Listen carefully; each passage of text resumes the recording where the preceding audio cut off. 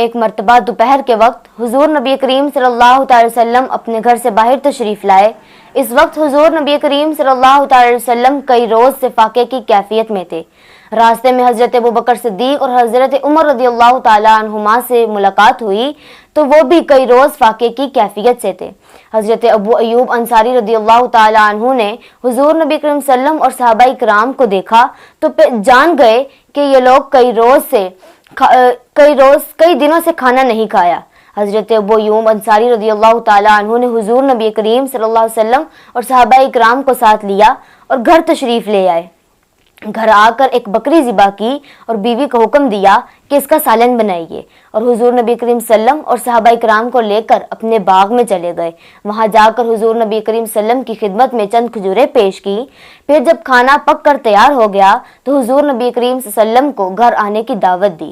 پھر جب حضور نبی کریم صلی اللہ تعالی وسلم جب دسترخوان پر بیٹھ گئے تو حضور نے ایک روٹی اٹھائی اور اس پر چند بوٹیاں رکھی اور حکم دیا تو اپنے غلام کو حکم دیا کہ یہ جاؤ فاطمہ کو دیکھ کے آؤ، جس دن میں محمد نے کھانا نہیں کھایا اس دن سے میری بیٹی نے بھی کھانا نہیں کھایا۔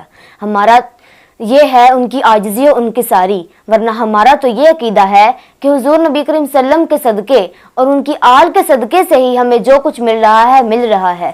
یہ تو ان کی عاجزی اور انکساری ہے، اور ہمیں یقین ہے، ہمارا تو یہ عقیدہ ہے۔